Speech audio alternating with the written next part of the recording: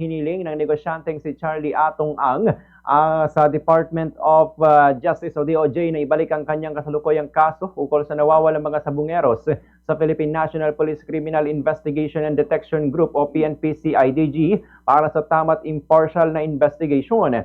Personal na nagtungo si Ang sa DOJ para isumite ang counter affidavit nito ukol sa criminal case gaya ng murder, kidnapping, direct bribery at tampering of passports. Sinabi ng kanyang abogado na si Attorney Gabriel Villarreal na nais ni Ang na pagbigyan ito ng panel of prosecutors na ibalik ang buong kaso sa CIDG.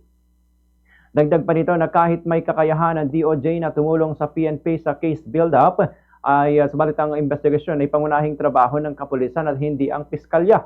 Hindi naman nais ng kanyang kliyente na ibasura ang kaso dahil sa baka kung ano ang magiging isipin ng mga tao. Kaya naman malinaw ang pakikamanan nila na magkaroon lamang ng tamang case build-up, patas at impartial investigation. Nakatakda sa October 21 ang pagpapatuloy ng preliminary investigation.